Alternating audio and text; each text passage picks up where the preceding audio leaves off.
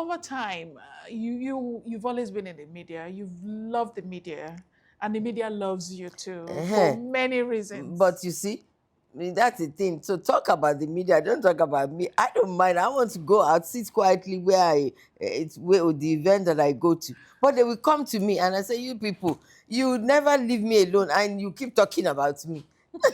And they say, hey, you are a friend, you are a man. Not because I love them. Are you saying you don't love me? Please, please. But you are a nice person. But maybe that's what it is. A lot of media people I meet are very nice. They are jovial, they are happy. So I oblige.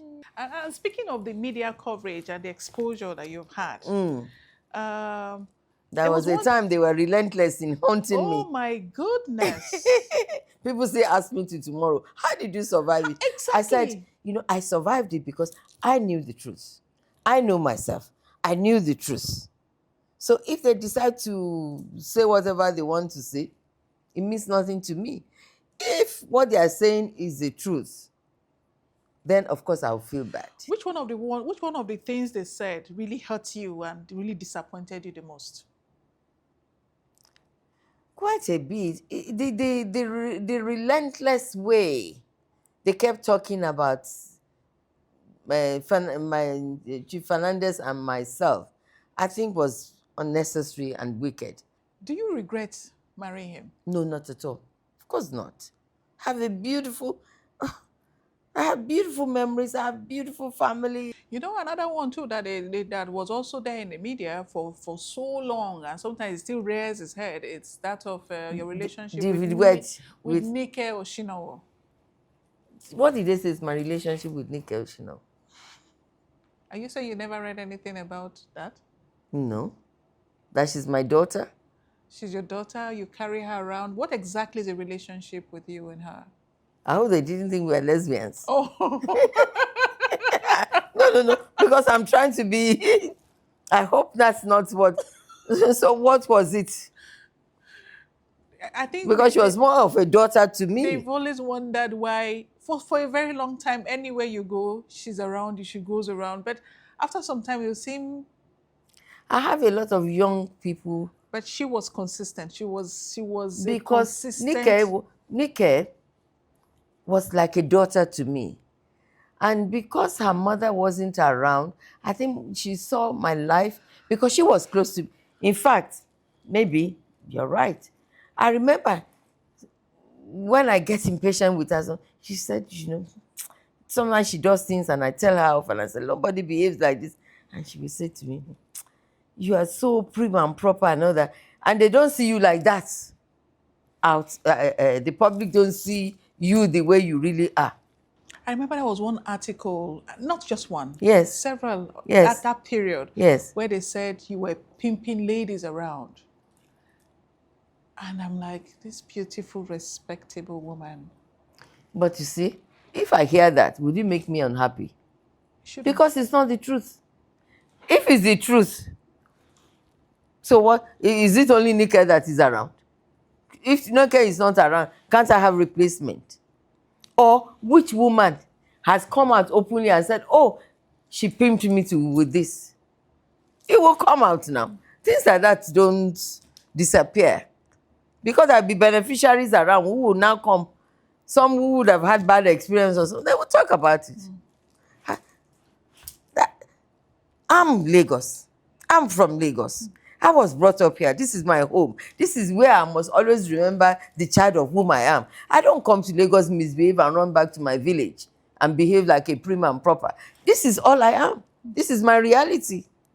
Nike is not around me anymore because by the time I finished with Nike, she realized that she cannot continue to live her life as Miss Nigeria, as much. She needs to settle down. She wanted to have children. She wanted to do, and she did something about it. Got children, made a home, settled abroad to be able to give those children good education so they will be there for her. She's better off than most of them. She could have been in Lagos still running around, throwing her boobs and her makeup all over the place. Coming close to me, reformed her and made her into an amazing young lady that she is today, and a mother.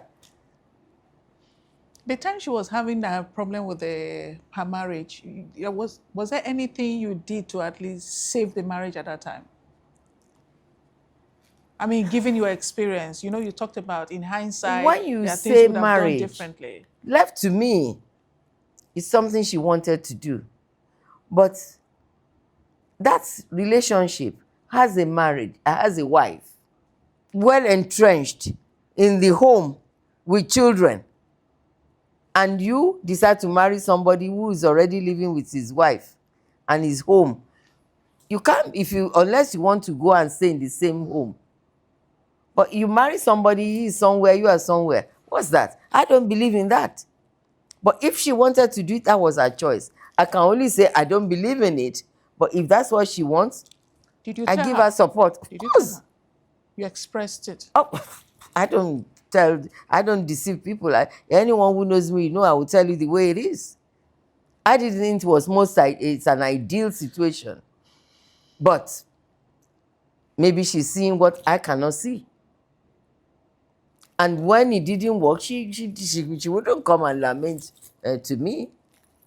And I don't know what you know, but I know that the person she married till tomorrow respects and cares about her. He didn't opt out of the relationship, but she came to the realization of what I said to her at the beginning. How do you say you marry a man who stays suddenly with his family and then creates another home? That's disaster for loneliness and lack of fulfillment. And had that helped her to make a decision before it's too late? Now she has two beautiful children. And she's made a home for them. And if along the line, God is kind, she will find somebody of the same like mind. And, but a home that is not, for me, I didn't even think that home was shaky or had any cause for concern or separation or anything. I like the way you're talking, right? I like the way you're talking. And I'm actually surprised because until you get very close to people, sometimes you're clouded by impressions, that's been created out there.